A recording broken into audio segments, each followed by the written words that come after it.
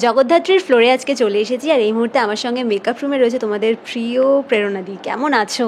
খুব ভালো আছি, তোমরা কেমন আছো? খুব ভালো আছি। তো কি চলছে? কিছুই চলছে না, জগদ্ধাত্রী চলছে। মানে সিরিয়াল তো একটাই করছি লাস্ট 3 বছর ধরে, ব্যাস। আর মানে সিরিয়ালে আর কিছু চলছে না, এই একটাই কাজ করছি। 3 বছর ধরে চলছে, এটা তো একটা বড় পাওনা। এটা নিয়ে কি বলবে? দর্শকের এত ভালোবাসা পেয়েছো। অবশ্যই, কারণ এখন তো মানে কোনো সিরিয়ালই খুব বেশি দিন চলে না। সেই জায়গা থেকে দাঁড়িয়ে আনএক্সপেক্টেড, কখনো যখন কাজটা শুরু করেছি তখন নিজেও জানতাম না যেটা 3 বছর চলবে। তো আজকে দাঁড়িয়ে যখন দেখি যে 3 বছর চলছে, 1000 এপিসোড ক্রস করে গেছে, তখন ভীষণ ভালো লাগে, খুব প্রাউড ফিল করি। এবং দর্শকদের তো থ্যাঙ্কস অবশ্যই, কারণ তারা না দেখলে আজকে এই জায়গাটা হতো না। এবং দাদা স্নেহাশিস চক্রবর্তী যদি এরকম মানে টান টান গল্প না দিত, তাহলেও সিরিয়ালটা চলতো না। তো তার লেখনী এবং অডিয়েন্সদের ভালোবাসা দুটো নিয়েই সিরিয়ালটা এতদিন চলছে। জীবনে কি চলছে প্রেরণা? জীবনে না, আমার লাইফ খুব একটা বেশি হ্যাপেনিং হয় না। আমি ভীষণ একটা বোরিং টাইপের মানুষ, খুব ল্যাদ খেতে ভালোবাসি ভীষণ। মানে বাড়িতে থাকলে যদি মানে আমার কোনো কাজ না থাকে তাহলে আমার একদম বেরোতে ভালো লাগে না। মানে অনেকে থাকে না যে কাজ নেই তাও একটু বিকেলে বেরোলো, একটু চা কফি খেলো, বা একটু হাঁটতে গেলো, বা বন্ধুদের সাথে দেখা করতে গেল। আমার যেদিন কাজ থাকে না সেদিন সারাদিন বাড়িতে ল্যাদ খাই।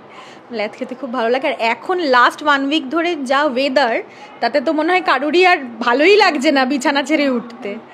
তো ওটাই আর কি, খুব বেশি হ্যাপেনিং কিছু না, কাজ থাকলে বেরোতে হয়। এই এখন তো যেহেতু তুমি তোমার পার্সোনাল লাইফটাও দর্শকের সাথে শেয়ার করো, তো তোমার জীবনে কি ঘটছে যতই দেখাও আরও প্রশ্ন যে এটা কি, এটা কেন, এই ব্যাপারটা তো তুমি নিজেকে নিজের মতো করে এক্সপ্লোর করেছি ব্লগিংয়ের মাধ্যমে। এটা নিয়ে কি বলবো? হ্যাঁ, মানে এতদিন হচ্ছে সিরিয়ালের এক একটা ক্যারেক্টারকে মানুষ চিনত, তো এখন আমার ব্লগিংয়ের থ্রু দিয়ে প্রেরণাকে মানুষ চেনে। প্রেরণার জীবন শৈলী, জীবন যাপন, প্রেরণার জীবনে কখন কি ঘটছে। অবশ্যই প্রেরণা যতটুকু দেখাই ওইটুকুই। আমি যতটুকু আমি তো আর আমার 24 ঘন্টা তুলে ধরি না জীবনের। তো যেটা মনে হয় যে এটা শোভন দেখানো যায়, সেইটুকুই তুলে ধরি, সেইটুকুই দেখাই। আর তাতে প্রচণ্ড ভালো রেসপন্স পেয়েছি, প্রচণ্ড ভালোবাসা পেয়েছি মানুষের। আরও বেশি করে মানুষ আমাকে মানে প্রচণ্ড অ্যাকসেপ্ট করেছে, আমাকে, আমার পরিবারকে, আমার মাকে, বাবাকে। মানে আমি মানে খুব একটা বেশি এখনও অবধি ট্রোল হওয়া বা খুব নেগেটিভ কমেন্টের সম্মুখীন, হ্যাঁ নেগেটিভ কমেন্ট আসে, খুব কম, হাতে গোনা। তো ম্যাক্সিমাম মানুষের ওই স্নেহ আর ভালোবাসাটা ভীষণভাবে পাই, তাই খুব ভালো লাগে। একদম আদর্শ লক্ষ্মী মেয়ে বলা যেতে পারে।